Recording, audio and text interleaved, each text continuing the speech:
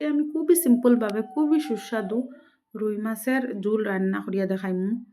কিছু না, শুধু পেঁয়াজ রসুন আর টমেটো ২ টা দিয়া।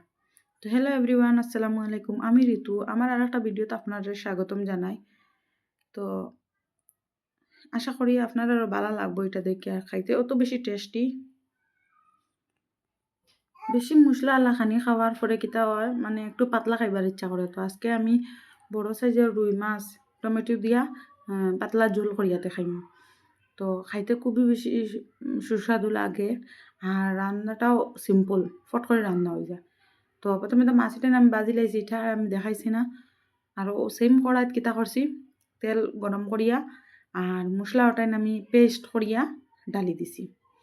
শুধু পেঁয়াজ রসুনটা কিতা করছি পেস্ট করিয়া আর দিলাইছি হলদি ২ সিপ, জিরা ২ সিপ আর মরিচ ৩ সিপ।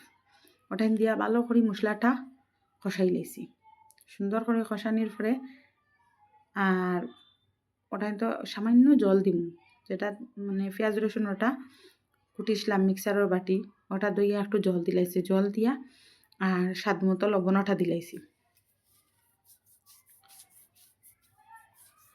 স্বাদ মতো লবণটা দেওয়ার পরে যখন আমার ঝোলটা উতরাইয়া আইব, মানে বলক উঠি যাইব, তখন কিতা করমু, বড় সাইজের ২টা টমেটো খাটিয়া দিলাইম।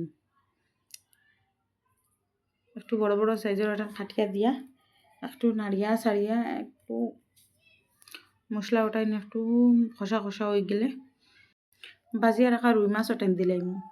দিয়া ওটাই আবার লাড়িয়া সারিয়া সুন্দর করে মশলার লগে মিলাইলাম।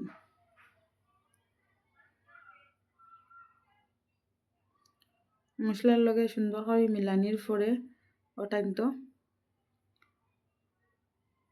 কিতা করমু, আমার যতটা ঝোল লাগে অতটা আমি দিলাইম। তো জল দেওয়ার পরে ওই দেখো পাতলা পাতলা ঝোল হইতো, অত গাঢ় গাঢ় না।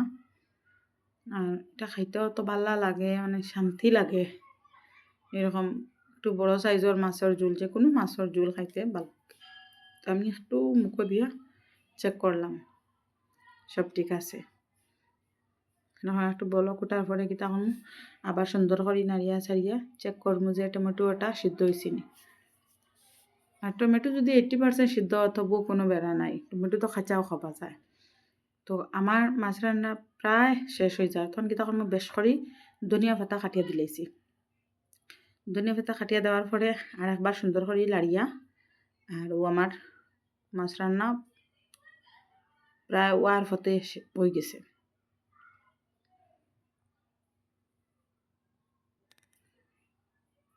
ওই দেখো আমার ফাইনাল লুক।